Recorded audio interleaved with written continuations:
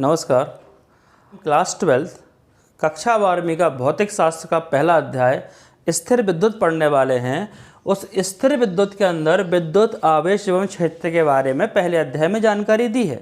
तो पहले हम इसकी भूमिका देखेंगे कि भूमिका में क्या लिखा हुआ है, मतलब भूमिका में क्या है। जैसे इस दुनिया में सारे पदार्थ, इस दुनिया में जो भी चीज़ बनी हुई हैं वो सब पदार्थ की बनी हुई हैं। और दूसरी चीज़ है रेडिएशन, मतलब विकिरण। एक चीज़ होती है विकिरण, दूसरा होता है पदार्थ। तो विकिरण पदार्थ में चेंज होता है, रेडिएशन मैटर में चेंज होती है, मैटर रेडिएशन में चेंज होता है। तो इसको हम मॉडर्न फिजिक्स के अंदर पढ़ते हैं, आधुनिक भौतिकी के अंदर पढ़ते हैं। अभी हमें पढ़ना है पदार्थ के बारे में। पदार्थ क्या होता है? पदार्थ के अंदर दो प्रकार के अंतर्निहित गुण होते हैं। अंतर्निहित मतलब उसके अंदर छिपे हुए गुण होते हैं। एक पहला गुण होता है द्रव्यमान, दूसरा गुण होता है उसका आवेश।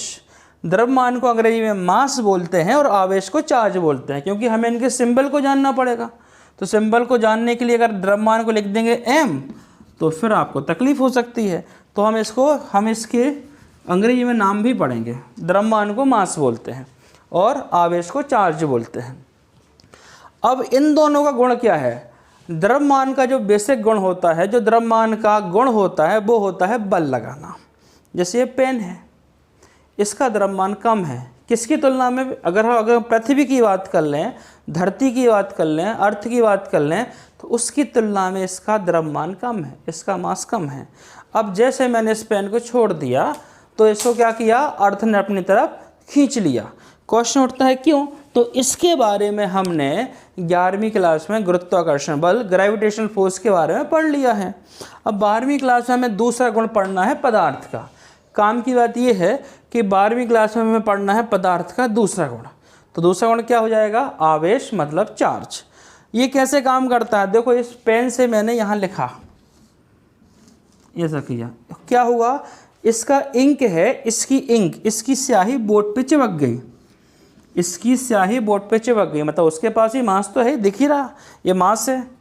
एक मास कम है और जो अर्थ का मास ज़्यादा है, तो अर्थ के मास को, इस मास को अपनी तरफ, अर्थ का मास मतलब अर्थ का द्रव्यमान बहुत ज़्यादा है। किसके द्रव्यमान की तुलना में? इस स्याही की, इंक के द्रव्यमान की तुलना में। तो अर्थ के द्रव्यमान को, पृथ्वी के द्रव्यमान को, इस स्याही के द्रव्यमान को अपनी ओर खींच लेना चाहिए, पर ऐसा नहीं हो रहा है। क्यों नहीं हो रहा है? तो कुछ ना कुछ तो गड़बड़ है इसमें, क्योंकि जो स्याही और जो बोर्ड है, ये जो वाइट बोर्ड है और स्याही है, इसकी इंक है, इन दोनों के बीच एक बल उत्पन्न हो गया है। उस बल को हम क्या बोलते हैं? आवेश। आवेश का काम क्या है? बल को उत्पन्न करना या बल को महसूस करना। बल को अंग्रेजी में फोर्स बोलते हैं। आवेश का काम है बल को उत्पन्न करना और फोर्स के प्रभाव को समझना। तो ये आवेश कैसे उत्पन्न हुआ? तो जो अब हम बात करते हैं आवेश की परिभाषा की। आवेश क्या हो सकता है? आवेश किसी पदार्थ का अंतर्निहित गुण होता है। आवेश किसी पदार्थ का अंतर्निहित गुण होता है। अंतर्निहित मतलब जो उस पदार्थ के अंदर समाया होता है, जो किसी स्पेशल कंडीशन में, जो किसी विशेष परिस्थितियों में बाहर निकल के आता है। कौन सी विशेष परिस्थितियाँ? इसको, पेन को मैंने इस पर लिखा, कौन सी घटना हुई? मैंने इस पेन को इस बोर्ड पे घिसा मतलब फ्रिक्शन, मतलब घर्षण किया, मतलब मैंने घर्षण किया, तो इस पे आवेश उत्पन्न हो गया और इसकी स्याही इस बोर्ड पे चिपक गई। मतलब एक चीज़ हमें समझ में आई कि घर्षण के द्वारा आवेश उत्पन्न हो सकता है। उसका एग्जाम्पल हमने देख लिया। और आवेश उत्पन्न हो गया तो बल होगा, और बल किसी चीज़ को खींच लेती है। बल का काम क्या है? किसी चीज़ को अपनी तरफ खींच लेना या किसी चीज़ को अपने धक्का देना। तो इन दोनों ने आपस में चिपक गए। तो इससे हमें मालूम चले ये दोनों चिपके क्यों, ये दोनों आपस में संपर्क में क्यों आए। उसका आंसर ये हो सकता है कि संभवतः आवेश दो प्रकार के हो सकते हैं। एक आवेश प्लस आवेश हो सकता है, दूसरा माइनस आवेश हो सकता है। प्लस मतलब एक हो सकता है धनावेश, एक हो सकता है ऋण आवेश। अब हम इसमें देखते हैं एक चीज़ और, जैसे ये कोई वस्तु है और ये कोई वस्तु है। हमने दोनों को आपस में फ्रिक्शन किया या किसी भी माध्यम से इनके बीच चार्ज उत्पन्न कर लिया। अब चार्ज उत्पन्न हुआ, जैसे हम इन दोनों वस्तुओं को पास में लाए, जैसे हम दोनों वस्तुओं को पास मिला, यहाँ एक क्या चमक उत्पन्न हुई, यहाँ एक चमक उत्पन्न हुई। इसी चमक को ग्रीक भाषा में कहा जाता है इलेक्ट्रा। इलेक्ट्रा मतलब होता है चमक। तो इसी ग्रीक भाषा के नाम से जो आवेश की सबसे मूलभूत इकाई बनाई गई उसको कहते हैं इलेक्ट्रॉन, मतलब ऋण आवेश। जो सबसे कम ऋण आवेश होता है उसका मान होता है 1.6 10⁻⁻19 और आवेश का यूनिट होती है कूलाम। कूलाम मतलब यहाँ पे साइन रहेगा बड़ा सी, छोटा सी बना दोगे तो वो सेंटीमीटर होगा, तो यहाँ रहेगा बड़ा सी, कूलाम रहेगा। तो यहाँ याद करने के लिए कई बार हम भूल सकते हैं, तो याद करने के लिए आपको ये याद रखना है, यहाँ पहले वन है तो यहाँ पहले वन है, एक यहाँ पहले है तो एक यहाँ भी पहले है, तो शायद आपको याद रहे। और इसी को देखते हुए ये हो गया ऋण आवेश। तो अगर हम धन आवेश की बात करें, धन आवेश मतलब होता है प्रोटॉन। अगर हम धन आवेश की बात करें तो यहाँ लगा देंगे माइनस, यहाँ लगा देंगे प्लस, दोनों के मान बराबर रहेंगे। 1.6 10⁻⁻19 1.6 10⁻19 कूलाम, ये इन आवेश के मान होते हैं। अब हम जो सबसे मूलभूत आवेश है ऋण आवेश इलेक्ट्रॉन्स, उसकी हमने मान को देख लिया है कि उस पर कितना आवेश होता है। अब हम इसके द्रव्यमान की भी बात करेंगे कि इसका द्रव्यमान कितना होता है। m मतलब द्रव्यमान, मास का सिंबल था, मास का चिन्ह था m, द्रव्यमान, और E किसका है, इलेक्ट्रॉन्स का, और P हो जाएगा प्रोटॉन का। तो इसका मान होता है 9.1 10⁻⁻31 kg। अब यहाँ एक चीज़ ये देखनी है कि ये यहाँ बाद में वन है तो यहाँ बाद में वन है, इससे रिलेट करके हमें याद रखना है, शायद कभी काम में आ जाए। 1% चांस तो है कि हमें कुछ याद आएगा। और जो m लिखते हैं ना, m हम ऐसा लिखते हैं, तो इसको फील करो, इस टाइप से फील करो, तो ये आपको 31 याद हो सकता है। फिर यहाँ बात कर लेते हैं प्रोटॉन की, तो 1.67, यहाँ आखिरी में 7 है तो यहाँ 7 है, तो 10⁻⁻27, तो इससे आपको शायद याद रहे। हम बात कर लेते हैं मास ऑफ प्रोटॉन और मास ऑफ इलेक्ट्रॉन्स के रेशो की, मतलब धन आवेश और ऋण आवेश का अगर हम अनुपात निकालें दोनों के द्रव्यमान में, धन आवेश और ऋण आवेश दोनों के द्रव्यमान में हम का अनुपात निकालें, तो दोनों के मान को रखा और इनको हल किया। देखो 27 और 31 दोनों में बात करें, 4 का अंतर दिख ही रहा है, कम से कम 10,000 का अंतर दिख ही रहा है। फिर इनको दे देंगे भाग, इनको भाग करेंगे तो इतना 1836 के आसपास, 1837 के आसपास आंसर आना चाहिए। हम पढ़ रहे हैं अभी इस साल सिंप्लीफाइड फिजिक्स, हम एग्जैक्ट फिजिक्स नहीं पढ़ सकते, तो हमें सिंप्लीफिकेशन करना पड़ेगा। और 1837 याद रहे तो अच्छी बात है, वरना हमें ये समझना पड़ेगा 2000 गुना। मतलब जो धन आवेश है, जैसे मान लिया यह है धन आवेश और यह है ऋण आवेश, तो धन आवेश ऋण आवेश से 2000 गुना बड़ा है। जब हमें ये फीलिंग्स आएंगी, हम फील करेंगे, अब हमें एहसास होगा, तो हम फिजिक्स को समझ पाएंगे। फील है तो फिजिक्स है। अगर हमें कहीं से फील आ रहा है, हमें एहसास हो रहा है कि हाँ यार ऐसा हो सकता है, तो फिजिक्स से, बनना तो फिर वो मैथमेटिक्स है। तो यहाँ से धन आवेश मतलब कि प्रोटॉन का द्रव्यमान लगभग 2000 गुना ज़्यादा होता है, किससे, ऋण आवेश के द्रव्यमान से। अब हम बात कर लेते हैं आवेश के स्रोत, कि आवेश कहाँ से मिलता है।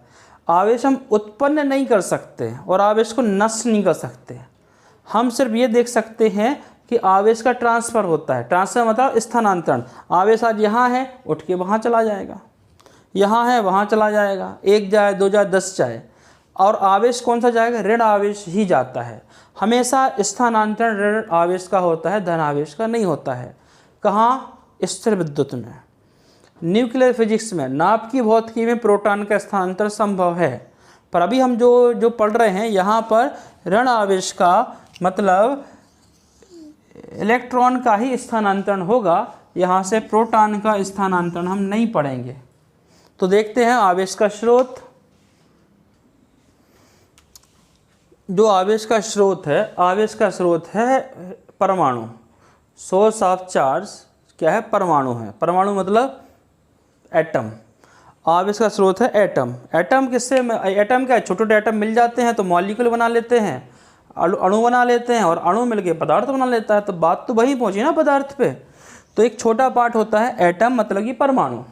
अब जैसे हम सोडियम एटम की बात कर लें, सोडियम के परमाणु की बात कर लें। सोडियम के परमाणु में 11 धनावेश हैं, 11 हैं ऋण आवेश। जैसा कि मैंने बताया है कि ऋण आवेश ही स्थानांतरित हो सकते हैं, धन आवेश कभी भी स्थानांतरित नहीं होंगे। तो मान लो इसमें से एक ऋण आवेश कहीं चला गया, दूसरे एटम में गया, तो यहाँ ऋण आवेश कितने बचे? 10, और धनावेश कितने बचे? 11। तो ज़्यादा कौन है? धनावेश। तो फिर सोडियम पर धन आवेश आ जाएगा। तो सोडियम पे धन आवेश आपको दिखेगा कि क्योंकि एक ऋण आवेश गया। अगर 2 यहाँ से चले जाएं, 2 ऋण आवेश चले जाएं यहाँ से, तो यहाँ बचेंगे 9। तो 2 चार्ज आ जाएंगे, 2 आवेश आ जाएंगे सोडियम पे। तो सोडियम हो जाएगा धनावेश। मतलब हमने धन आवेश हमें कहीं उत्पन्न करना है तो उसमें से ऋण आवेश को निकाल दो। अगर हमें कहीं धन आवेश उत्पन्न करना है तो उसमें से ऋण आवेश को निकाल दो, और अगर हमें कहीं पर ऋण आवेश उत्पन्न करना है तो उसमें ऋण आवेश को ऐड कर दो, उसमें ऋण आवेश को जोड़ दो, उसको ऋण आवेश दे दो, तो ऋण आवेश उत्पन्न हो। देखो, धन आवेश उत्पन्न करना है, धन आवेश उत्पन्न करना है तो ऋण आवेश निकाल दो, ऋण आवेश उत्पन्न करना है तो ऋण आवेश दे दो। तो कौन दे रहे? ऋण आवेश। निकाल कौन रहे? ऋण आवेश। तो धनावेश का कोई रोल नहीं, धनावेश नहीं चलेगा। चलेगा स्पेशल परिस्थितियों में, विशेष केस में चलेगा, उसकी डिस्कशन हम बाद में करेंगे, उसके बारे में हम बाद में हमने द्रव्यमान के बारे में जान लिया था। इलेक्ट्रॉन का द्रव्यमान होता है 9.1 10⁻⁻31 kg। -31 मतलब कितना बड़ा नेगेटिव, कितना बड़ा ऋण की घात है। इस पर 10 के ऊपर -31 की इतनी बहुत बड़ी ऋण की घात है। इतनी बड़ी घात फिजिक्स में बहुत कम देखने को मिलती है। सिर्फ मिलती है प्लांक कांस्टेंट, मतलब प्लांक नियतांक में 10⁻34 देखने मिलती है। इसके अलावा इतनी बड़ी घात बहुत कम देखने को मिलेगी फिजिक्स में। तो इसका मतलब ये द्रव्यमान बहुत बहुत बहुत ही कम है, और इसका आवेश भी -19 है, -19 से 10 की घात। फिर हम बात कर लेते हैं गतिज ऊर्जा की और स्थितिज ऊर्जा की और संवेग की। इनके साइन ये है, के लिखते हैं काइनेटिक एनर्जी, पोटेंशियल, और ये होता है मोमेंटम, संवेग। ये सब के सब कैसे मिलेंगे? हमें नेगेटिव घात में मिलेंगे, मतलब नेगेटिव घात या नेगेटिव पावर में पाए जाएंगे। कहीं कोई सवाल करते समय इनके अगर आंसर की घात कभी पॉजिटिव आ जाए ना, तो एक बार चेक करना कि कहीं मिस्टेक तो नहीं होगी हमसे। और जो वेग रहेगा, अब चूंकि इसका मास, इसका द्रव्यमान बहुत कम है, तो हम इसको ज़रा तो फूंक देंगे ना तो ना जाने कहाँ उड़ जाएगा। तो थोड़ा सा फील लाने के लिए हम ये समझ सकते हैं कि जो इलेक्ट्रॉन का द्रव्यमान होगा ना, वो लगभग लाइट के बराबर होगा। लाइट में मतलब प्रकाश की जो चाल होती है ना, प्रकाश की चाल होती है 3 × 10⁻⁻8 मीटर पर सेकेंड, इतनी होती है प्रकाश की चाल। तो इसके आसपास मेरे ख्याल से 10⁻7 की घात तक हमें मिलेगा ऋण आवेश का वेग मिलेगा, इसकी वेलोसिटी मिलेगी, इसकी चाल मिलेगी, डायरेक्शन नहीं है तो चाल मिलेगी। तो ये फील लाने के लिए, मतलब ऋण आवेश का जो वेग रहेगा वो लाइट के वेग के बराबर होगा, कि मतलब प्रकाश के वेग के बराबर होगा। एग्जिट में इसको लिख तो नहीं सकता, लिखवा नहीं सकता कि हाँ यही रहेगा, पर हाँ एक फील लाने के लिए कि हमें ये सोचना है कि अच्छा खासा ऋण आवेश का वेग होता है, जरा से फूंकने पर ना जाने कहाँ पहुँच जाएगा। तो फिर एक आता है E/m, E/m, इसको बोलते हैं स्पेसिफिक चार्ज रेशो, मतलब विशिष्ट आवेश अनुपात। E का मान हमें अच्छे से पता है, और हमें इसका m का मान भी, m में देखो ऐसा बनता है तो क्या आता, 3 आता होगा, है ना। 9.1 9.1 10⁻31, इनको हमने हल किया तो 1.76 10⁻11, तो ये धन में आता। मतलब इसकी जो वेग, ऋण आवेश का वेग और इसका E/m मतलब विशिष्ट आवेश अनुपात की, ये दोनों चीज़ें कैसी आ रही, धन में आ रही हैं। दोनों चीज़ों की घात कैसी है, धन है, मतलब पॉजिटिव घात है। तो ये हमें याद रखना है।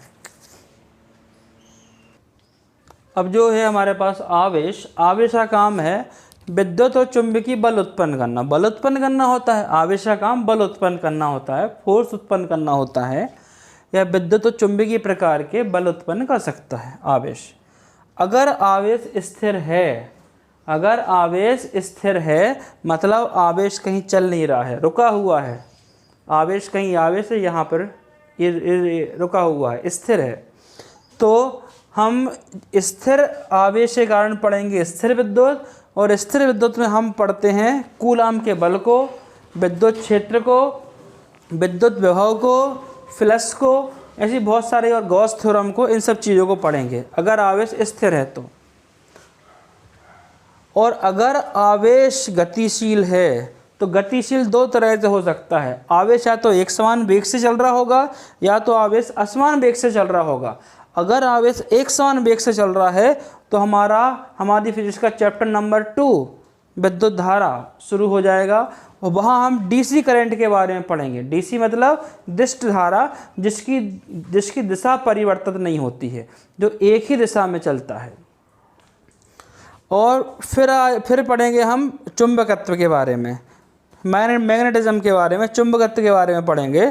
फिर आ जाएगा विद्युत चुंबकीय प्रेरण, फिर रहेगा प्रत्यावर्ती धारा। अगर आवेश एक समान चाल से चल रहा है तो हम इन चैप्टर का अध्ययन करेंगे और इनके उपयोग को जानेंगे। और अगर आवेश असमान वेग से चल रहा है तो हम जानेंगे विद्युत चुंबकीय तरंगों के बारे में, विद्युत चुंबकीय तरंगें।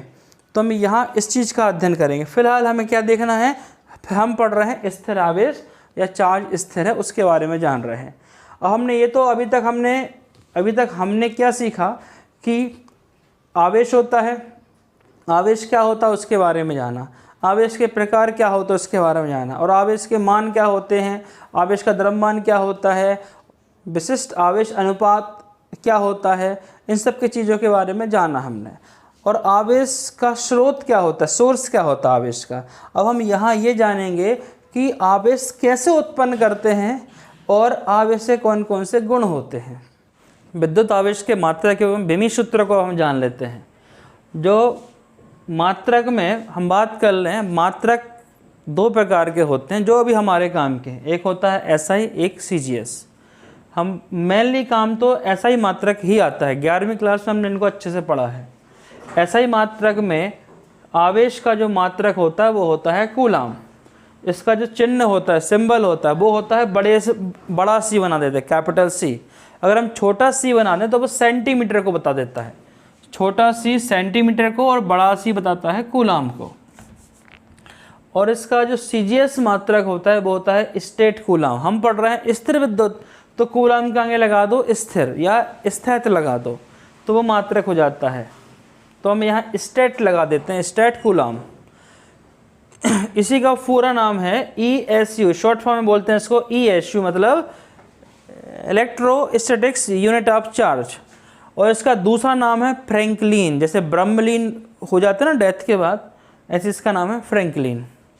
तो याद रखना आपको फ्रैंकलिन नाम। हालांकि ये सारी चीज़ें एग्जाम ओरिएंटेड नहीं है, ये चीज़ें परीक्षा में नहीं आती हैं, पर एक बार जानना हमें ज़रूरी है।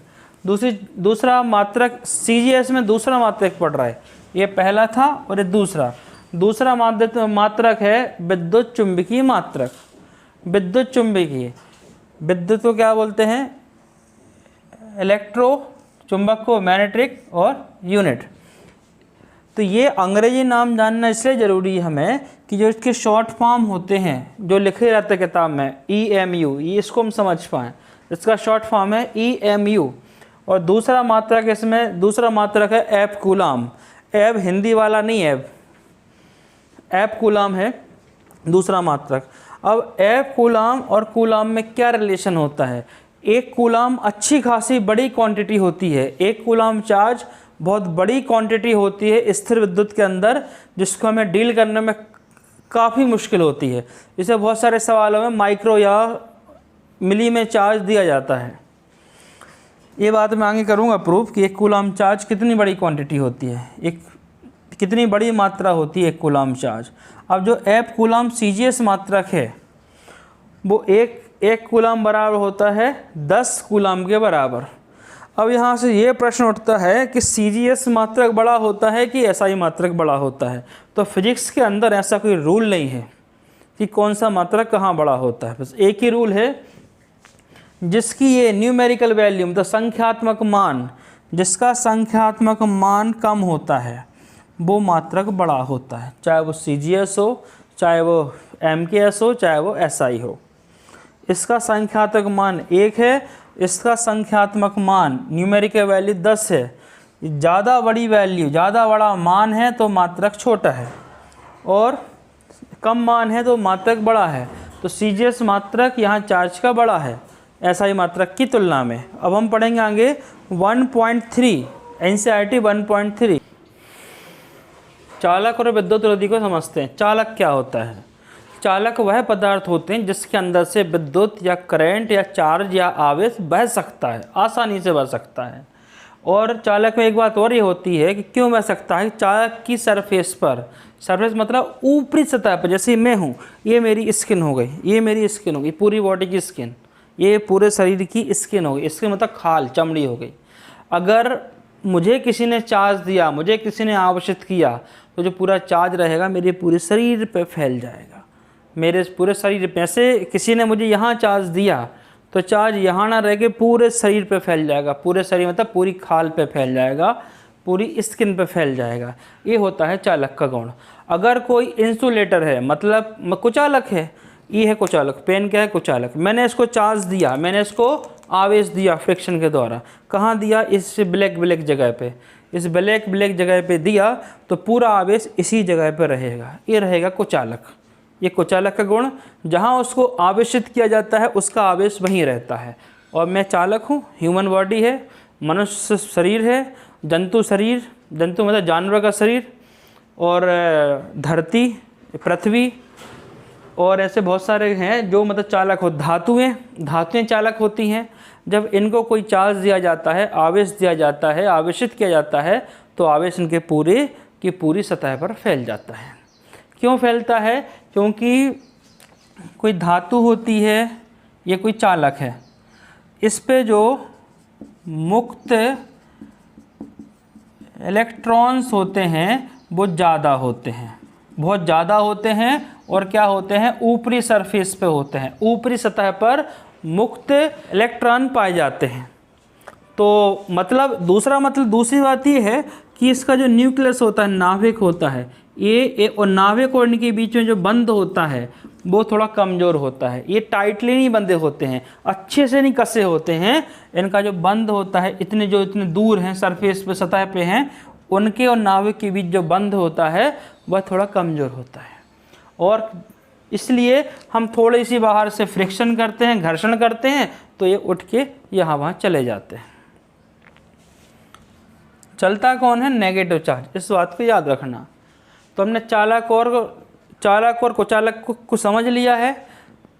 चालक को जब हम आवेशित करते हैं तो आवेश उसकी पूरी सतह, स्किन मतलब खाल, चमड़ी या ऊपरी सतह पर फैल जाता है। और जैसे हम कुचालक को करते हैं, मान लो ये मेरे बाल, मान लो कुचालक हैं, और यहाँ आवेश दिया तो आवेश यहीं रहेगा और कहीं नहीं जाएगा। और अगर मेरी पूरी बॉडी चालक है, पूरा शरीर चालक है, तो अगर मैंने यहाँ चार्ज दिया ना तो यहाँ आवेश का तो पूरे शरीर में फैल जाएगा। कुचालक में हम देख सकते हैं लकड़ी हो गई, प्लास्टिक हो गई, गिलास, ये सब होते हैं कुचालक। इसमें क्या होता है, हम जहाँ आवेश देते हुए हैं उसी जगह रहता है। इनका उपयोग क्या है? जैसे हम कोई भी कंडक्टर वायर बनाते हैं, कोई भी चालक वायर बनाते हैं, वायर मतलब तार, कोई भी चालक तार होता है, अगर हम उस तार को छू लें तो हमें लग जाएगा करंट। क्यों लग जाएगा करंट? क्योंकि हमारा शरीर है चालक, एक चालक से दूसरे चालक में करंट फ्लो हो जाता है, मतलब धारा, विद्युत धारा बह जाती है। तो हमें उसको कवर करने के लिए, अपने आप को बचाने के लिए उसको ऊपर कुछ लगाना पड़ता है कवर, जैसे मतलब प्लास्टिक टाइप के कवर होते हैं। जैसे मान लो कोई भी लिया हमने वायर लिया, जैसे ये ले लो वायर, इसमें लगा हुआ है प्लास्टिक का कवर, अंदर बह रहा है इसमें आवेश, तो हमें करंट से बचने के लिए हम उसको प्लास्टिक से कवर कर देते हैं। अब इसमें एक काम की बात ये है कि हम पढ़ लेंगे अर्थिंग या भू संपर्क। अर्थिंग क्या होता है, जैसे मान लो हमारे घर में वॉशिंग मशीन है, फ्रिज, टीवी, कूलर, बहुत सारे, कई बार कूलर में आ जाता है करंट। जब ज़्यादा आवेश हो जाता है उसमें, तो वो आवेश आ जाता है सतह पे और हम छूते हैं तो लग जाता है करंट। तो जब हम किसी को बुलाते हैं, बिजली ठीक करने वाले को बुलाते हैं, तो सबसे पहले बोलता है साहब आप एक काम करो, पहले अपनी अर्थिंग चेक करा लो। अर्थिंग क्या होती है, जब मकान बनता है तो उसके मकान में 1 मीटर से एक वायर गया होता है और वहाँ अच्छा गड्ढा खोदते हैं, थोड़ा कोयला नमक डाल के, और एक मेटल की प्लेट, धातु की प्लेट लगाते हैं और वायर से कनेक्ट कर दे, एक तार से, मोटे तार से जोड़ देते हैं कि हमारे घर में जितने भी इंस्ट्रूमेंट हैं, जितने भी उपकरण हैं, उनमें जितना भी एक्स्ट्रा या ज़्यादा एक्स्ट्रा चार्ज हो जाएगा, ज़्यादा आवेश हो जाएगा, तो वहाँ से होते हुए वो ग्राउंड में चला जाएगा, अर्थ में चला जाएगा, जिससे हम उससे शॉक होने से या करंट लगने से बच जाते हैं। तो भू संपर्किंग या अर्थिंग का यही रोल है कि एक्स्ट्रा चार्ज को, अतिरिक्त आवेश को धरती में हम जाने देते हैं। हालांकि ये बात पूरी तरह से सही नहीं है, पर हम आगे आने वाले चैप्टर्स में पढ़ेंगे, क्योंकि आवेश वहाँ से धरती में नहीं जाता, धरती से आता है ऋण आवेश, वो उसको न्यूट्रल कर देता है, वो उसको उदासीन कर देता है। अब हम आगे देखते हैं स्थिर विद्युत उत्पन्न करने की विधियाँ, कि हम आवेश कैसे उत्पन्न कर सकते हैं, उसकी विधियों को जानते हैं। तो पहली विधि है घर्षण, जिसको बोलते हैं फ्रिक्शन। पहली मेथड है घर्षण, जिसको अंग्रेजी में फ्रिक्शन किया जाता है। घर्षण मतलब एक वस्तु को दूसरी वस्तु पर, एक बॉडी को दूसरी बॉडी पर, एक पिंड को दूसरे पिंड पर जब हम रबिंग करते हैं, घिसते हैं, रगड़ते हैं, तो क्या होता है, एक वस्तु है, दूसरी वस्तु, इसको किया, इस पे घिसा हमने, घर्षण किया, जैसे इसको किया, तो इसके इलेक्ट्रॉन कहाँ चले गए, उठ के इसमें चले गए। इसका नेगेटिव चार्ज, इसका ऋण आवेश उठ के कहाँ चला गया, इसमें चला गया। अब सोचो, इसका ऋण आवेश इसमें गया, जैसे हमारे अंदर कोई बुराइयां हैं वो यहाँ हमारे अंदर से निकल गई, तो वैसे ही ऑटोमेटिक हमारे अंदर अच्छाइयाँ आ गई। कोई बुराई हमारे अंदर से निकल जाए तो वो एक क्या, अच्छाइयाँ आ जाएँ, तो वो गुडनेस आ गई, अच्छाई आ गई। तो यहाँ से एक ऋण आवेश निकल के यहाँ पहुँच गया, तो ये एक धनावेश ऑटोमेटिक बन गया, अपने आप इसमें एक धनावेश उत्पन्न हो गया। अब इसी में एक मैं आपको प्रश्न बना देता हूँ कि मान लो ए से बी में 2000 ऋण आवेश इसमें चले गए। ए से बी में 2000 इलेक्ट्रॉन्स ए से बी में चले गए, तो दोनों के द्रव्यमान में अंतर बताओ। द्रव्यमान में क्या अंतर होगा, तो जब हम घर्षण की प्रक्रिया करते हैं तो इसमें द्रव्यमान कम होता है, इससे गए तो इसका द्रव्यमान कम हो गया। 1e का मतलब एक ऋण आवेश का द्रव्यमान होता है 9.1 10⁻31 kg, 9.1 10 की घात -31 या 31 kg। तो उतना एक का द्रव्यमान होता है, 2000 चलेगा तो 2000 से कर दो गुणा, और इसमें 2000 बढ़ गए। तो देखो ज़रा इसको समझो, पहले दोनों ये थे, अब इससे ये था ए, ये था बी, अब ए से 2000 चले गए, 2000 निकल गए ए से, तो ये हो गया कम, 2000 कम हो गया, इसमें 2000 बढ़ गए, तो अंतर कितने का आ गया, 4000 का। ये 2000 कम और 2000 बढ़ गए, तो दोनों के बीच में द्रव्यमान का अंतर 4000 हो गया। दोनों के बीच में द्रव्यमान का अंतर कितना हो गया, 4000 हो जाएगा।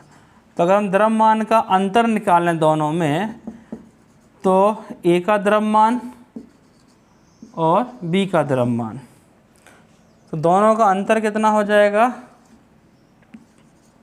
4000 ई। कौन जा रहा है, एक ई जा रहा है, एक ई यहाँ से इसमें गया तो यहाँ कम हो गए 2000, यहाँ 2000 बढ़ गए 2000 तो 4000 ई। तो ई का मान कितना होता है, ये 1 तो ये 1, ठीक है। इनको कर देंगे गुणा, तो 9 चौके 36, 9 चौके 36 और 0.4, 4 9 36, हाँ 10 की घात आ जाएगी 1 2 3 28 27 -27 कीजिए। तो इतना द्रव्यमान कम हो गया ए से कम हुआ तो माइनस, ए से कम हो रहा है तो माइनस। मुझे माइनस साइन ही सिखाना था कि अगर ए से द्रव्यमान कम हो रहा है तो आंसर आएगा माइनस में। ये हो रहा है कम, ये हो रहा है ज़्यादा, तो कम माइनस ज़्यादा करेंगे तो जो बड़ा है उसका चिन्ह आता है। तो माइनस मतलब ऋण का चिन्ह, मतलब ऋण का चिन्ह मतलब क्या हो गया इधर कि इसका ए का द्रव्यमान कम हो रहा है। अब जो घर्षण प्रक्रिया होती है इसका जो कीवर्ड है, जो मूल सिद्धांत है, जो पूरा इसकी पूरी पिक्चर की थीम है वो ये है कि इसमें स्थानांतरण होता है, ट्रांसफ़र होता है, घर्षण में ट्रांसफ़र होता है। एक बात याद रखना है, जब भी कभी घर्षण की बात हो तो इसमें ट्रांसफ़र होता है। दूसरी बात याद रखना है, दो वस्तुओं में, दो पिंड में, दो बॉडी में, दो ऑब्जेक्ट में घर्षण होता है तो कंडीशन एक अप्लाई होगी, दोनों में से एक वस्तु कुचालक रहेगी, एक वस्तु इंसुलेटर रहेगी, एक वस्तु जरूर कुचालक होना चाहिए। अगर दोनों में से किसी एक वस्तु कुचालक होना चाहिए, दोनों वस्तु सुचालक नहीं होना चाहिए, कंडक्टर नहीं होना चाहिए, दोनों में से कम एक वस्तु को इंसुलेटर या कुचालक होना जरूरी है। दोनों भी कुचालक हो सकती हैं। दूसरी विधि हम पढ़ लेते हैं, चालन मतलब कंडक्शन। इसमें क्या होना चाहिए, जिससे दो वस्तुओं को हम कराते हैं टच, तो दोनों वस्तुएं चालक होना चाहिए, बोथ आर कंडक्टर, दोनों की दोनों वस्तुएं कंडक्टर हों तो ही चालन होगा। पहली कंडीशन, इसकी पहली शर्त यह है कि दोनों वस्तुएं चालक हों, ठीक है। अब जैसे ये वस्तु चालक है, इसके अंदर कितने हैं गिन लो, 3 6 9 10, इसके अंदर 10 चार्ज हैं। मैंने इसको करा दिया, इस वस्तु से टच करा दिया, लो इसको जोड़ दिया मैंने, या इसको उठा के इससे कर दिया टच,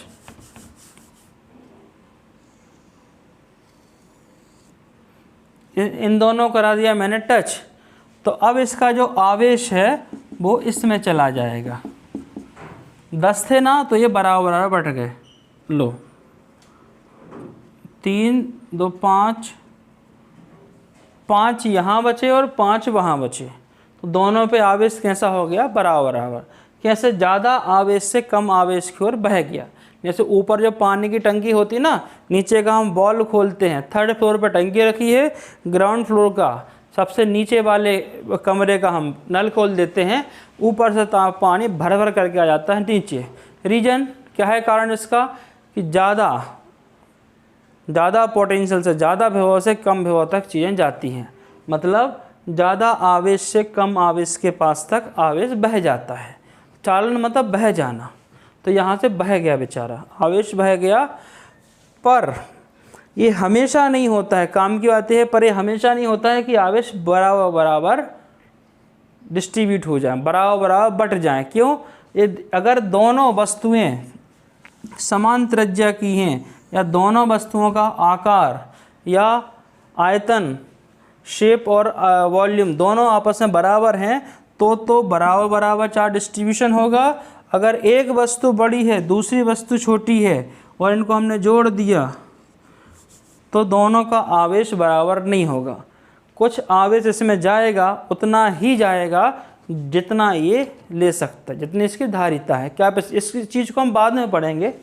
एक आइडिया लगा लो दिमाग में कि अब हम दिमाग में एक कंसेप्ट बैठ जाता है कि जितना आपस में बराबर बराबर बढ़ जाता है, तो बस मुझे वही कंसेप्ट आपको बताना है कि बराबर बराबर नहीं होता है।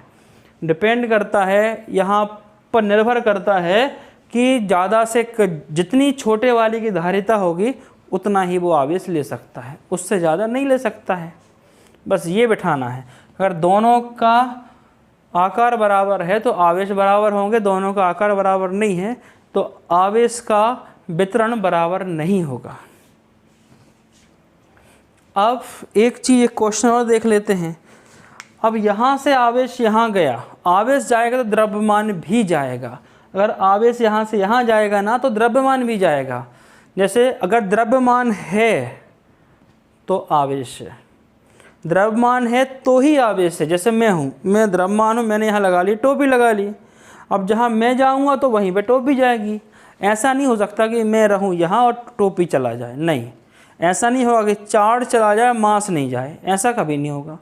मास जाएगा तो ही चार्ज जाएगा। अगर चार्ज जा रहा है तो मास जाएगा, ये तय है। अगर मैं जा रहा हूँ तो मेरे ऊपर जो टोपी लगी वो साथ टोपी जाएगी। ऐसा नहीं होगा कि टोपी चला जाए मतलब चार्ज चला जाए मास नहीं जाए। ये इस पे भी क्वेश्चन बन सकते हैं। नेक्स्ट मेथड जो आवेशित करने की अगली विधि है वो है प्रेरण। अंग्रेजी में बोलते हैं इसको इंडक्शन। प्रेरण विधि से हम करते हैं आवेशित। इसमें क्या होता है, जैसे एक वस्तु है, इसको हमने दे दिया प्लस चार्ज, धन आवेश किया। इस वस्तु को हमने धन आवेशित किया और इसके पास में दूसरी एक वस्तु रख दी, दूसरा पिंड रख दिया जो कैसा है, जिस पर कोई आवेश नहीं है। मतलब ये कैसा हो गया, उदासीन है, मतलब इस पर कोई आवेश नहीं है। तो जैसे हम इसके पास में लाए तो क्या होगा, इसमें आवेशों का संयोजन हो जाता है। इसका कीवर्ड क्या है, इसका मूल मंत्र क्या है, रीडिस्ट्रीब्यूशन, मतलब संयोजन। कैसे, ये मतलब कि उदासीन क्यों है, मान लो इसके अंदर है 10 प्लस चार्ज हैं और 10 माइनस चार्ज हैं, तो आंसर 0 हो गया, आपस में हो गए न्यूट्रल, मतलब होगा ये उदासीन हो गए। तो इसमें होगा क्या कि ये यहाँ पे प्लस है तो इसके पास में माइनस चार्ज आ जाएंगे। इसके पास वाले ये फिर भी आपस में टच नहीं कर रहे, याद रखना, इनके बीच में गैप है, ये गैप है, ये बीच में जगह खाली छूटी हुई है, ये गैप है बीच में, ये आपस में टच नहीं कर रहे हैं। और इस तरफ दूर वाली सतह पर इसमें धन आवेश उत्पन्न हो जाएगा, यहाँ ऋण आवेश उत्पन्न हो गया।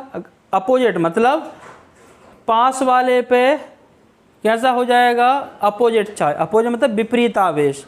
अगर धन है तो यहाँ ऋण हो जाएगा और दूर पे हो जाएगा समान आवेश। अगर धन है तो धन हो जाएगा। मतलब उसके बाद भी बॉडी, ये पूरा पिंड उदासीन बना रहेगा, ये प्रश्न पूछ सकते हैं। 2016 से जो मैं नीट और जेई के पेपर देख रहा हूँ उसमें बस थ्योरी से ऐसी एक एनसीईआरटी कोई लाइन उठा के पूछ रहे हैं, सिंगल लाइनर, एक एक लाइन के क्वेश्चन आ रहे हैं। तो इसमें से यही क्वेश्चन पूछ सकते हैं, यही प्रश्न पूछ सकते हैं कि इसको धन आवेश दिया है तो उसके पहले भी था उदासीन, तो क्या बाद में भी रहेगा उदासीन, तो उसका आंसर यहाँ रहेगा उदासीन। इसकी कंडीशन क्या है, इस जिसको हम इंडक्शन के थ्रू चार्ज कर रहे हैं, जिसको हम प्रेरण के द्वारा आवेशित कर रहे हैं, वो धात्विक होना चाहिए, वो मेटेलिक कंडक्टर होना चाहिए। अगर मेटेलिक है नहीं, अगर मेटेलिक है तो ही इंडक्शन होगा, अगर धात्विक नहीं है, मेटेलिक नहीं है तो इंडक्शन नहीं होगा। हम अब आगे देखेंगे विद्युत आवेश के गुण, कि विद्युत आवेश में कौन कौन से गुण होते हैं। अब विद्युत आवेश के गुण समझने के पहले हम ये जानेंगे कि पॉइंट आवेश या पॉइंट चार्ज, बिंदु आवेश किसे कहते हैं। बिंदु को अंग्रेजी में पॉइंट बोलते हैं, आवेश को चार्ज। तो पॉइंट चार्ज या बिंदु आवेश हम किसे कहते हैं। तो अब इसमें देखते हैं बिंदु आवेश। जैसे हम मान लेते हैं कि हमारे पास में एक कोई वस्तु रखी हुई है, ये वस्तु रखी है, इसको हमने कर दिया चार्ज, इसको हमने आवेशित कर दिया। जैसे हमने इसको आवेशित किया तो ये बन गया, ये आवेशित पिंड या चार्ज बॉडी बन गई, ये चार्ज बॉडी बन गई। अब इस चार्ज बॉडी का हम असर यहाँ देखें तो देखो ये ज़्यादा बड़ी है और इनके असर यहाँ देखना तो ये दूरी कम है। अगर हमें असर यहाँ देखना है तो इनके बीच की दूरी क्या है, कम है।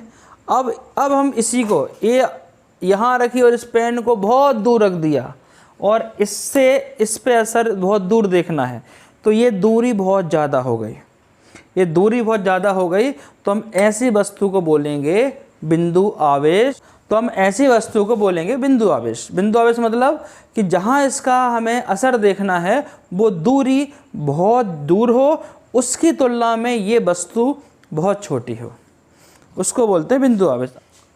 एनसीईआरटी के 1.5.1 1.5.1 में लिखा हुआ है आवेशों की योज्यता।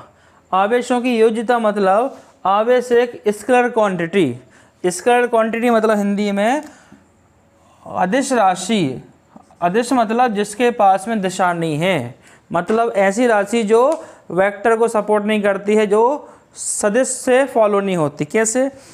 इससे क्या फ़ायदा मिलेगा? अगर आवेश एक वेक्टर या सदिश राशि होती तो आवेश का मान जगह के अनुसार चेंज होता रहता।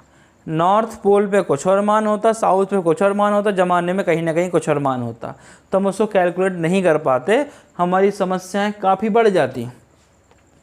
और एक तो बात हो गई ये। अब दूसरी बात क्या है, जब कोई क्वांटिटी, जब कोई राशि स्केलर या अदिश होती है तो उसको हम बीजगणितीय योग से जोड़ सकते हैं। बीजगणितीय योग क्या होता है? ये बड़े बड़े नाम हैं, नहीं आते समझ में, पर हम इसकी एप्लीकेशन आते हैं, उसको हम अलजेब्रिक एडिशन से जोड़ सकते हैं। जैसे -3 -5 या आपका +7 -2, कुछ भी लिख दिया मन से ऐसे नंबर। चलो 75 लिख दिया माइनस का और 105 लिख दिया, प्लस के नंबर लिख दिए। तो इसमें जो बीजगणितीय योग क्या होता है, तो प्लस को प्लस से, माइनस को माइनस से, जो जैसा साइन है उसको वैसा लिख के जोड़ दो। अगर इसमें कहीं लिखा हुआ है आवेश तो 3 कूलम हो गया, 5 कूलम हो गया, 7 2 इतने कूलम हो गया, आवेश हो गया। इनको जोड़ दो भाई, सिंपल। तो माइनस को सेपरेट करके जोड़ दो और ये दोनों प्लस हैं, इनको जोड़ दिया, इन तीनों को जोड़ दो, सिंपल कर देंगे हम। इनको जोड़ सकते हैं। इनको सिंपल तरीके जैसे हम रोज़मर्रा की ज़िंदगी में चीज़ों को जोड़ते घटाते हैं, ये उसी नियम को फॉलो करता है। तो ये हो गया आवेश की योज्यता का नियम। योज्यता मतलब जोड़ का नियम, कि हम जैसे जोड़ते हैं वैसा इनको जोड़ सकते हैं। नेक्स्ट है आवेश संरक्षण।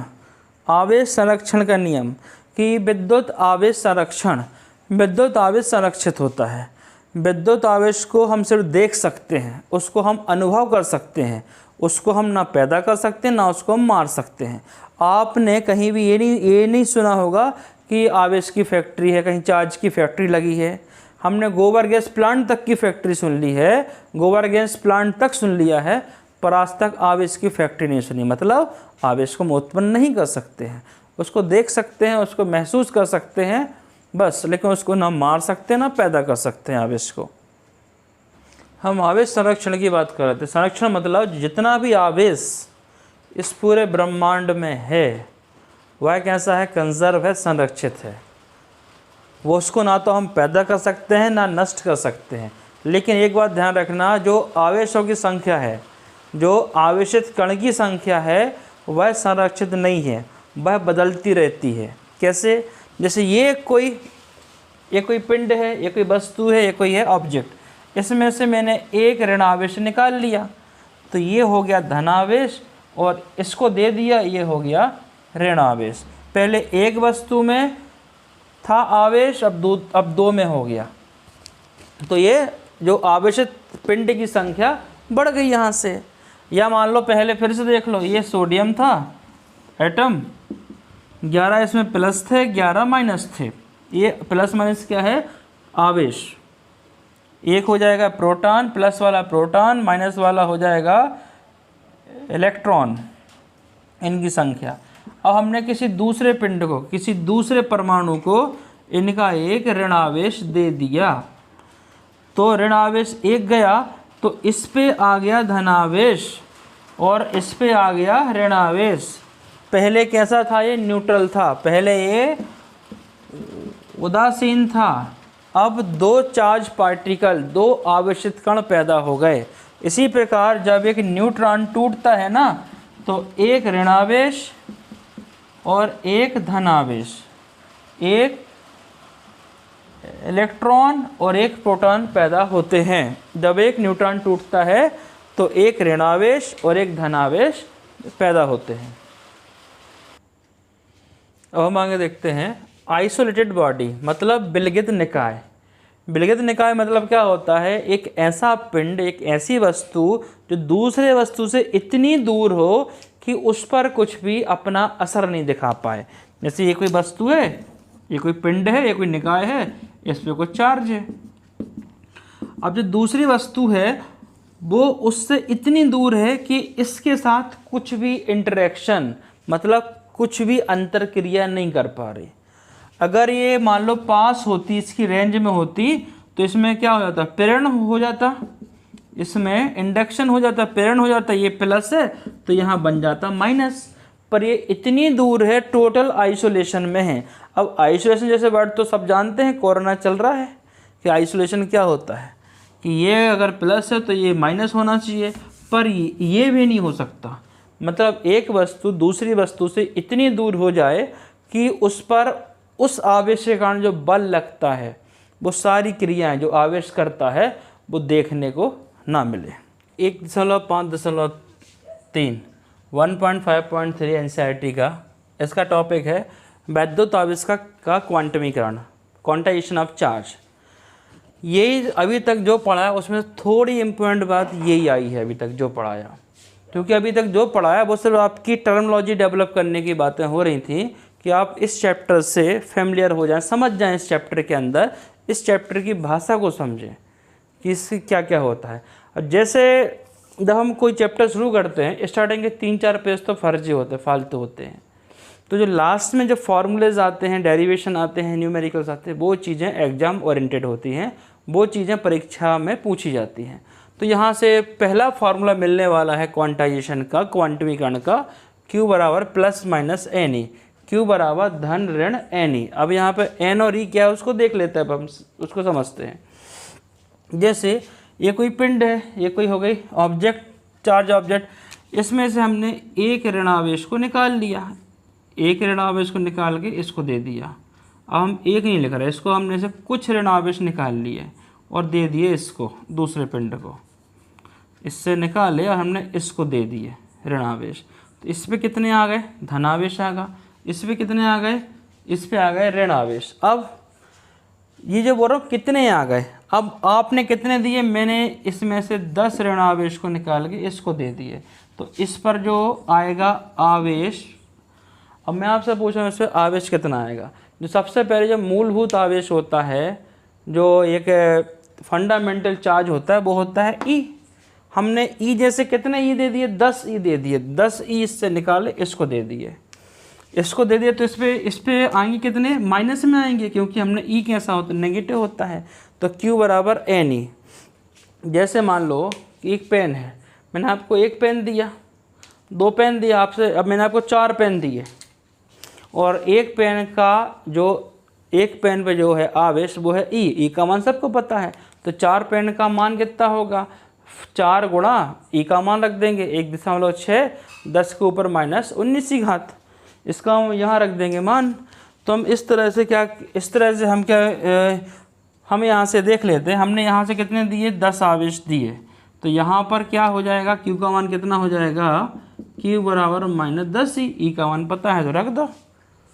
और अब देखो आपने इससे निकाल के इसको दिए, तो इस पे क्या आ जाएगा, एन ई, कितना धन का, कितने थे, एन का मान कितना था, 10 था, तो कितना आ जाएगा, 10 ई।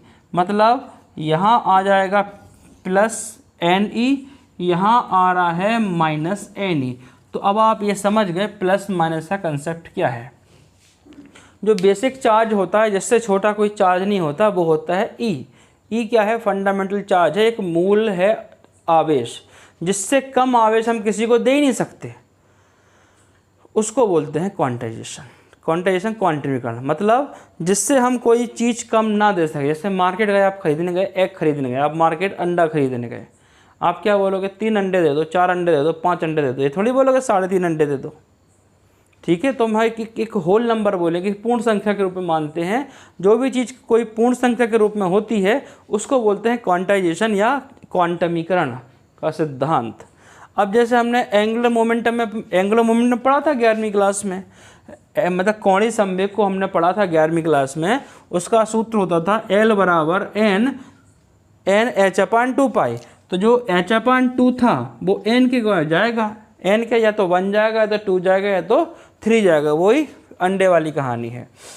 अगर हम वोल्टेज की बात कर लें, जैसे वोल्टेज का ग्राफ है, मतलब विभव ग्राफ है, यहाँ कुछ और है, यहाँ कुछ और है, यहाँ कुछ और है, ये धीरे धीरे धीरे धीरे बढ़ रहा है, धीरे धीरे क्या हो रहा है, घट रहा बढ़ रहा। तो ये क्या है, क्वांटाइजेशन नहीं है, ये क्वांटमीकरण नहीं है ये। और जो चार्ज होता है ना, चार्ज मतलब आवेश, ये स्टेप में बढ़ता है, 1 step 2 step 3 step 4 step 5 step. आवेश हमेशा स्टेप में बढ़ता है, मतलब सीढ़ी की तरह बढ़ता है। पहली सीढ़ी पे रहोगे, दूसरे पे, तीसरे पे, चौथे में। नॉर्मल बात करें, वरना तुम तो जंप मार के निकल लो कहीं से, तो वैसी बात नहीं कर रहा हूँ मैं। आप एक सीढ़ी पे जाओगे, दूसरे पे जाओगे, तीसरे पे जाओगे, चौथी पे जाओगे, तो एक एक स्टेप से चलेंगे। तो एक स्टेप क्या देख रहा है आप इसमें, नंबर देख रहा है। कैसे, 1 के बाद 2, 2 के बाद 3, 3 के बाद 4, जो नंबर देख रहा है। बीच में आधा नहीं आ रहा, बीच में फ्रिक्शन नहीं आ रहा, भिन्न में नंबर नहीं आ रहा कि 3.5 3.7, उसको बोलते हैं क्वांटाइजेशन, उसको बोलते हैं आवेश का क्वांटमीकरण। तो आवेश कैसी राशि ये है, एक चार्ज कैसी राशि है, क्वांटाइजेशन या क्वांटमीकरण के सिद्धांत को फॉलो करती है आवेश। अब जैसे मैंने बोला था कि सबसे कम आवेश होता है ई, इससे कम आवेश आप किसी को नहीं दे सकते हो, ये बात सही है। पर जो न्यूट्रॉन का कंपोजिशन, न्यूट्रॉन जिन चीज़ों से मिलकर बना है न्यूट्रॉन, वो +2E/3। अब देखो यहाँ पे डिवाइड में हो गया। अब जो मैंने बात बोली वो बात यहाँ पे लग रही है आपको गलत, कि +2E/3, और ये 3 चीज़ों से मिलके बना है न्यूट्रॉन। +2E/3 -E/3 और -E/3, इन 3 आवेशों से मिलके बना है न्यूट्रॉन। इनको बोलते हैं क्वार, इनको बोलते हैं क्वार, QUAR क्वार, इनको हम बोलते हैं क्वार। ये बिल्कुल काम की चीज़ नहीं है, ये हमारे काम की चीज़ नहीं, आज तक इनसे कोई क्वेश्चन नहीं बना है। अगर आप PYQ या पुराने साल के पेपर भी उठा लो, कभी इनसे कोई क्वेश्चन नहीं बना। बस आपको समझाने की बात थी कि इससे भी कम आवेश होता है, पर हम दे नहीं सकते। जैसे हम 54 की बात कर लें, आप किसी को 54 दोगे तो कुछ होगा क्या उसका, कुछ नहीं होगा, फेंक देगा वो, मार और देगा आपको। तो हम 54 किसी को दे नहीं सकते, होते तो हैं पर हम दे नहीं सकते, काम के नहीं है कुछ। कम से कम आपको 1 रुपये तो देना पड़ेगा, तो आजकल तो वो भी नहीं चल रहा कहीं। जैसे मान लो कि चने के दाने हैं, ग्रेनी है, चने के दाने हैं, वो जो दाने हैं, 1 दाना 2 दाना 3 दाना, या मान लो प्याज रखी हुई है, 1 प्याज 2 प्याज 3 प्याज, ये सब कहलाते हैं क्वांटाइजेशन, मतलब एक पूरे के पूरे आएंगे, 1 2 3 4 इस टाइप से। और जो गेहूं के दाने को पीस दो, बन जाएगा बेसन। अब बेसन क्या, आप 1 चुटकी बेसन डाल दो, 1 आप कटोरी बेसन डाल दो, दोनों हाथ में बेसन डाल दो, तो ये क्वांटाइजेशन नहीं है। हम एक सवाल देखते हैं, जैसे मान लो ये कोई पिंड है, बॉडी है, क्या हम किसी बॉडी को इतना चार्ज दे सकते हैं? क्या हम किसी बॉडी को इतना आवेश दे सकते हैं? इतना आवेश मतलब ये बता रहा है क्यू, हमने फॉर्मूला पढ़ा Q = NE। अब आपको E का मान पता है, Q का मान पता है, आपको निकालना है N, जो कि N रहेगा पूर्ण संख्या में, पूर्ण मतलब होल नंबर में रहेगा। तो N का मान कितना हो जाएगा, Q/E। Q का मान है 3.8 10⁻⁻20 और E का मान है 1.6 10⁻⁻19 कूलम। अब देखो जो Q का मान है 3.8 10⁻⁻20 और E का मान पता था 1.6 10⁻⁻19। तो पहले घात कर लेंगे हल।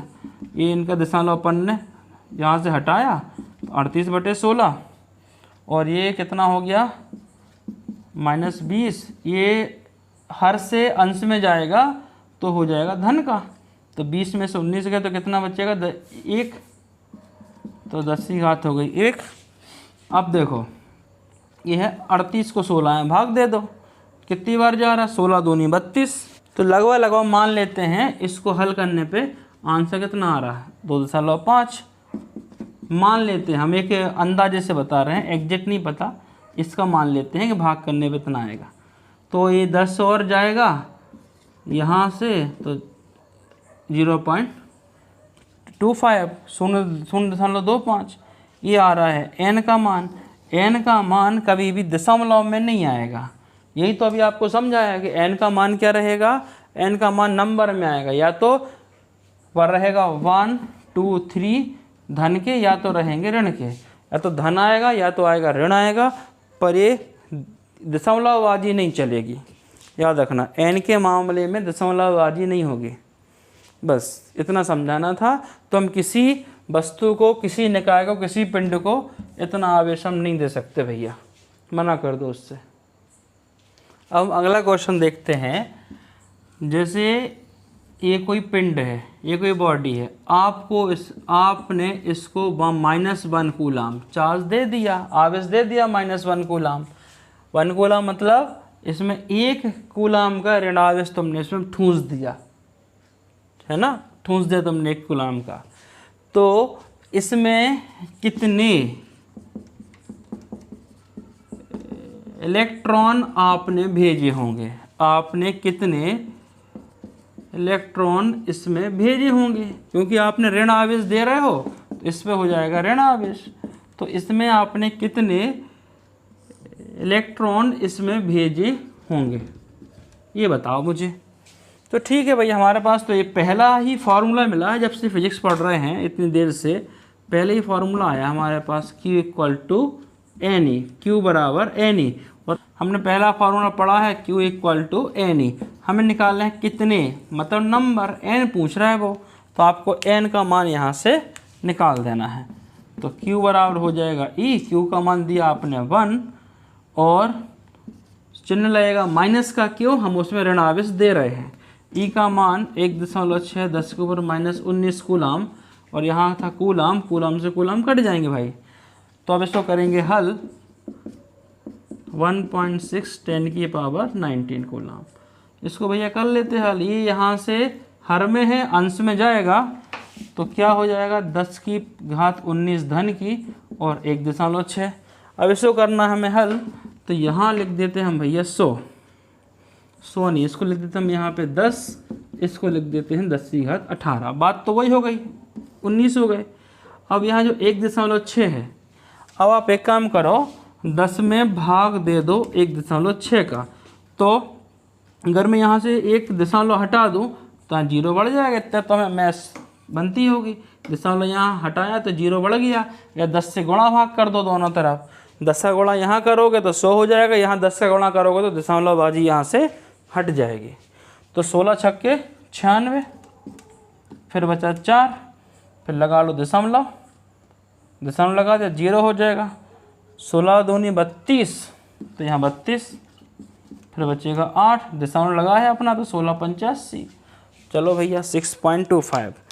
तो आपका जो यहाँ से आंसर आया है, जो n का मान है वो 6.25 10 की घात 18 इलेक्ट्रॉन। अगर आप किसी वस्तु को 1 कूलाम का चार्ज दे रहे हो तो उसके अंदर आपको इतने इलेक्ट्रॉन भेजने पड़ेंगे। अब तुम बोल रहे होगे कि यार तुम दशमलवबाजी की बात कर रहे हो, पर यहाँ तो आया है, तो ये 10 की घात से गुणा करो, दशमलव खत्म हो जाएगा। तब आपको एक बात समझ में आ गई। क्या समझ में आई? कि अगर आप किसी वस्तु को 1 कूलाम चार्ज दे रहे हो, कौन सा देने वाला कौन होता है? जाएगा कौन? ऋण आवेश। जाएगा कौन? ऋण आवेश। तो उसमें जिससे गया उस पर 1 कूलाम का धन आवेश उत्पन्न हो गया। तो जब किसी वस्तु को आप 1 कूलाम का ऋण आवेश चार्ज दे रहे हो तो उसके अंदर आपको इतने इलेक्ट्रॉन ठूंसने पड़ेंगे कि जा भैया उसके अंदर चल भगो, तो ये उसने देने पड़ेंगे। और किसी वस्तु से, किसी पिंड से आपने इतने इलेक्ट्रॉन को निकाल लिया है तो उसमें 1 कूलाम का धन आवेश उत्पन्न हो जाएगा। कि ये कोई पिंड है, आपने इसको 1 कूलाम चार्ज दिया है, 1 कूलाम का चार्ज दिया है, तो इसके अंदर 6.25 10 की घात 18 इलेक्ट्रॉन्स इसके अंदर घुस गए हैं, ठूंस दिए हैं। और हमने किसी वस्तु से -1 कूलाम का चार्ज निकाल लिया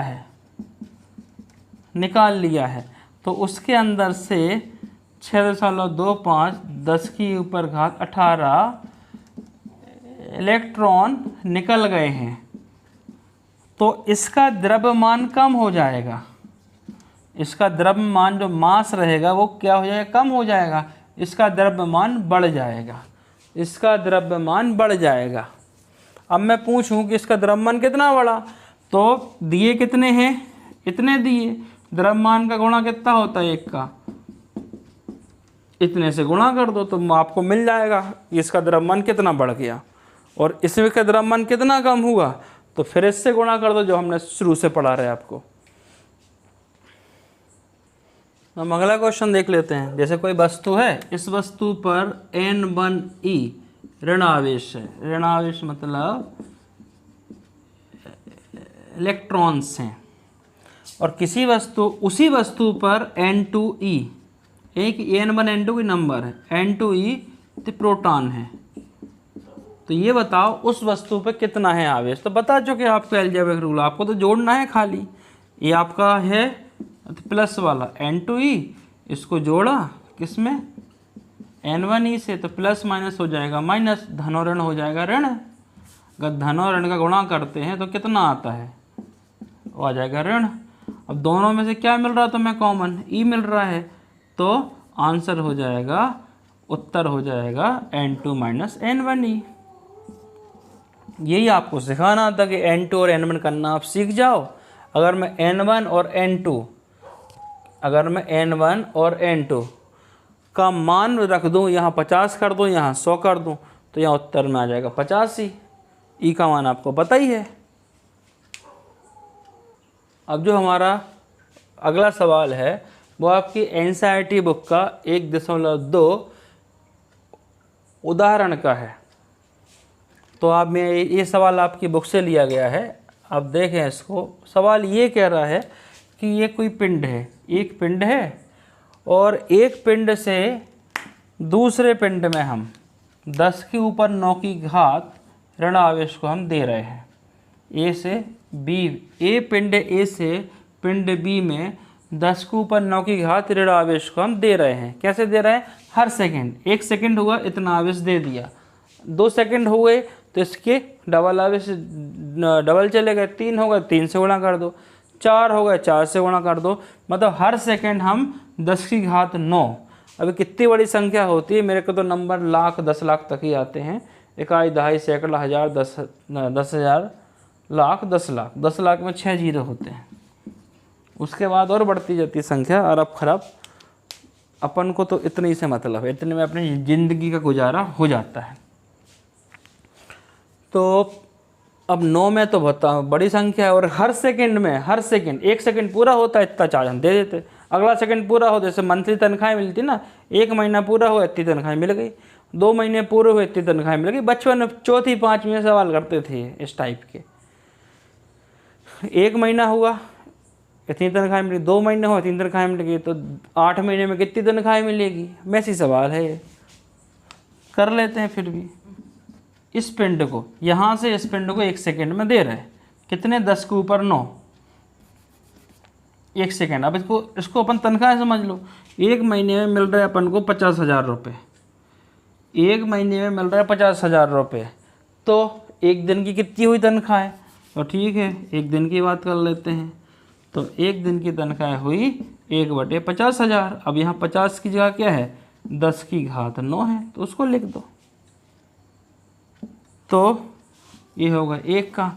हमें देना कितना है, हमें 1 कूलाम आवेश को देना है, और ये मैं आपको पहले पढ़ा चुका हूँ कि 1 कूलाम आवेश मतलब 1 कूलाम आवेश मतलब 6.25 10 की घात 18 इलेक्ट्रॉन्स। हमें इतने देने हैं, इतने देने में 1 सेकंड लगता है, तो 1 चार्ज 1 ई को देने में कितना लगेगा समय, इतने सेकंड है, तो इतने को देने में कितना लगेगा सेकंड, इतने इलेक्ट्रॉन को देने में कितना सेकंड लगेगा, तो बस गुणा कर दो। यहाँ 1 था तो अपन ने 1 से गुणा किया, अब यहाँ क्या आ गए, इसको गुणा कर दिया इससे, यहाँ भी गुणा हो जाएगा। ये तो बनती होगी चौथी पाँचवीं की मेथड है।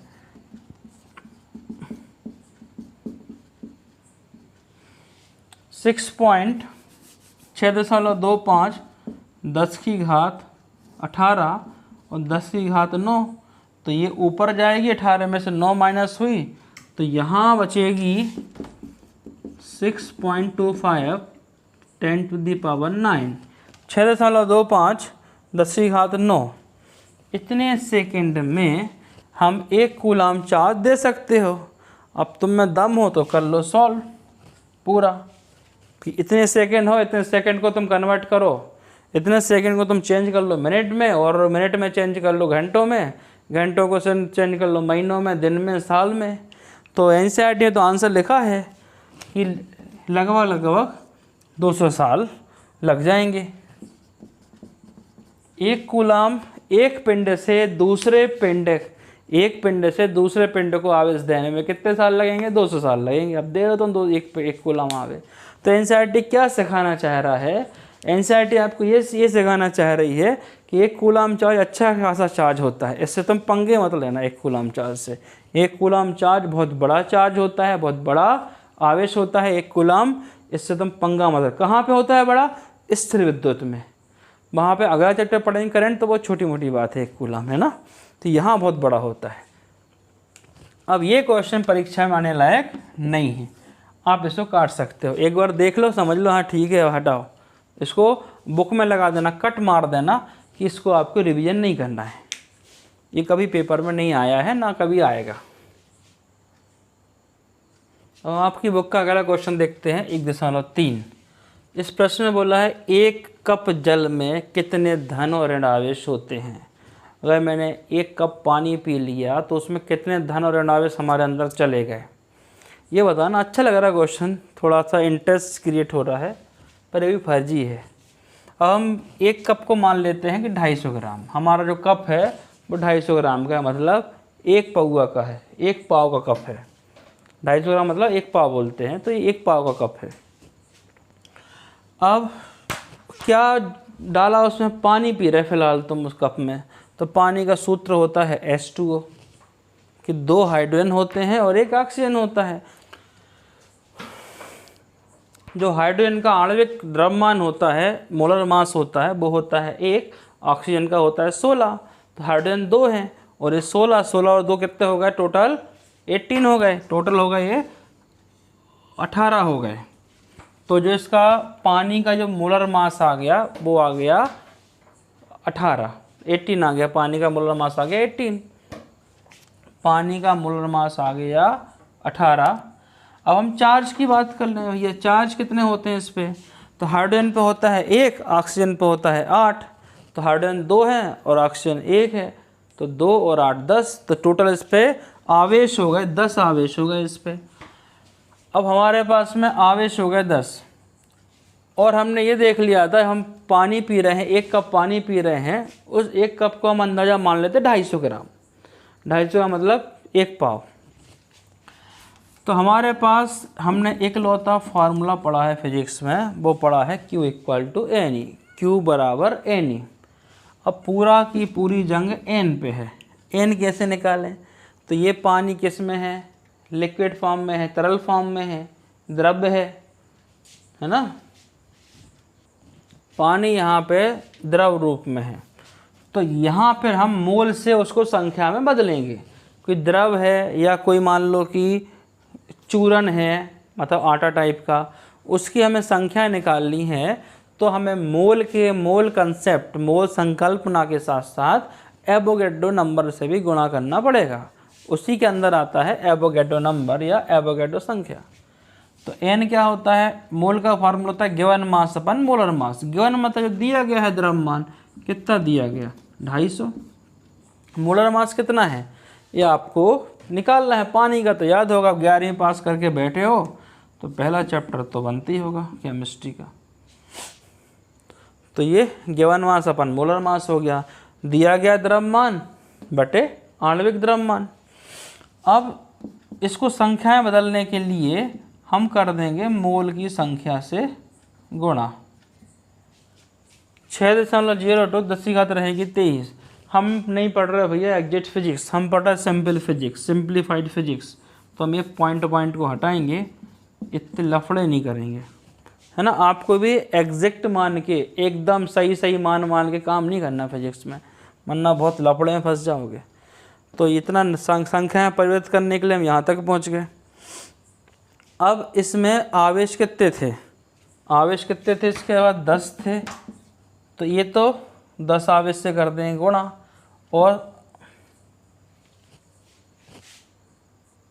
ये जो निकला ना, एक किसका निकला, एक का निकला, एक अणु पे कितना आवेश था उतना निकला। अब ऐसे आवेश कितने हमारे पास 10 हैं, तो 10 आवेश हैं, 10 का किया गुणा, तो ये पूरा मान हो गया n का, ये पूरा n का मान निकल गया, ये पूरा हमें यहाँ से n का मान मिल गया, ये हमें n का मान मिल गया। जो n नंबर थे इसका होल नंबर में ही आएगा, मतलब पूर्ण संख्या में आंसर देगा। बचा e, अब e के मान से आप कर दो गुणा, e का मान था 1.6 10⁻⁻19 कूलम, आप कर दो गुणा तो आपका आंसर मिल जाएगा, कितना आएगा। अब 6 कम 6, 6 तिया 18, और ये यहाँ से है 23 23, तो 23 और 1 कितना हो जाएगा 24, तो लो ये यहाँ से 24 हो गए, और ये 19 माइनस करना। अब 24 में से 19 गए तो बचेगा 5, कर लो माइनस, 20 21 22 23 24, 5 बचे, तो इसका जो हल आएगा वो 5 आएगा। बचा कितना हमारे पास, ये 250 बचा है, यहाँ 3 बचा है, और ये बचा है 5, और 1.6 अपने साथ चल ही रहा है, पहले से ढो रहे अपन इसको। अब इसको करना हमें हल, तो 5 से कितना हो जाएगा 6 हो जाएगा, तो 25 1.6, यहाँ बचा 3, 10 की घात हम 6 तक पहुँच गए। अब इस पॉइंट को हटा दो, दशमलव हटाओ, यहाँ लिख दो 10। फिर अब हम इसको कर सकते हल, अब आप चाहे तो कैलकुलेटर से कर लो हल, वैसे नहीं करना चाहिए, सीखना चाहिए। तो मैं तो यहाँ कर रहा हूँ 4 से गुणा, क्यों, 4 से गुणा करने में 2500 में बन जाएगा, और 4 से भाग दे तो हिसाब बराबर, तो ये हो जाएगा 100 हो गया, मतलब यहाँ 2 घात बढ़ गई, 6 की जगह कितना हो गया 8, तो ये यहाँ से ख़त्म हो गया, 25 को 4 से गुणा किया 100 बन गया। अब कितना बचा 16, 10 के ऊपर 8 की घात, और यहाँ 4 तिया 12, यहाँ आ गए 4। अब 4 से 16 को काट सकते हैं, तो यहाँ काट दिया, 4 चौके 16। अब जो तुम्हारे पास बचा है वो बचा है 4/3 10 की घात 8, बस 4 में अब आपको 3 का भाग देना है, तो एक बार तो जाएगा, लगा दो दशमलव, तो 0, यहाँ पे 3 का 9, फिर हो जाएगा दशमलव का 10, फिर ये बढ़ता जाएगा, तो हम यहाँ 1.34 1.34। अब यहाँ जो 10 था, ये 10 तो हम लिखना भूल ही गए, तो इस 10 से 8 को कैंसिल करेंगे तो 7 बचेगा, तो यहाँ आ जाएगा 7, यहाँ आ जाएगा 7, और यहाँ भी आ जाएगा 7, तो 1 2 3 4 5 6 7, तो यहाँ 7 रहेंगे। तो हम इतना कूलम आवेश को एक बार में पी लेते हैं। अभी हमने एनसीईआरटी के 1.5 तक थोड़ा बेसिक के साथ में इन सब चीज़ों को पढ़ लिया है, और इसमें एग्ज़ाम में आने लायक अभी तक मैंने कुछ नहीं पढ़ाया है। एक ही फार्मूला पढ़ाया था, Q = NE क्वांटाइजेशन। बाकी इस चैप्टर की टर्मिनोलॉजी, इस चैप्टर की भाषा समझने के लिए आपको बेसिक पढ़ाया गया। इतना पढ़ने के साथ हम आगे चैप्टर जो पढ़ेंगे उसको हम अच्छे से समझ पाएंगे। और अब जो इसके आगे शुरू होगा अगले लेक्चर में कूलम्स लॉ, अब यहाँ से इम्पोर्टेंट टॉपिक स्टार्ट होंगे जो आपके एग्ज़ाम में, चाहे बोर्ड एग्ज़ाम हो चाहे कोई कंपटीशन एग्ज़ाम हो, यहाँ से फिर क्वेश्चन बनने के चांसेस हैं।